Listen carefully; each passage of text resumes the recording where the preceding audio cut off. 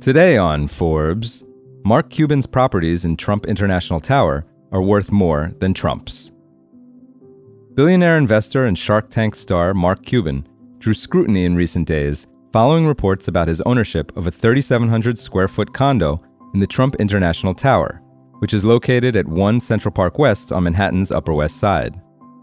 During the presidential election, Cuban was a prominent backer of Vice President Kamala Harris, appearing at multiple rallies for the Democratic candidate in battleground states.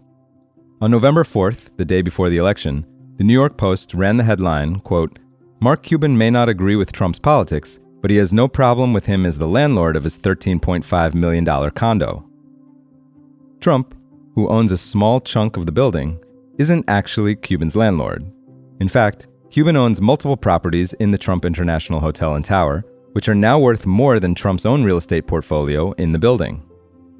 Cuban spent $13.8 million on his first condo in 2000, some 15 years before Trump announced he was running for president in the 2016 election.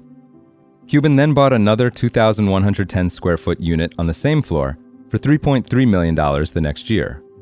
Publicly available property records confirm he still owns both apartments, which are worth a combined $13 million today, per Forbes estimates.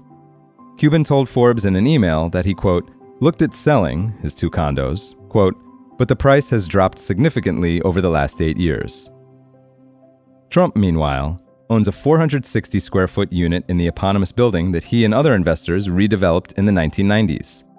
Trump's is worth around $660,000, a fraction of the price of Cuban's. Trump also owns about 10,580 square feet of retail space in the building's concourse and on the first floor, as well as the building's garage. His commercial interests are worth a combined $4.9 million after debt, per Forbes estimates, making Trump's total portfolio worth just over $5 million. Before it was reopened under the Trump name in 1997, the Central Park 1 Tower spent more than 2 decades as the Gulf and Western building.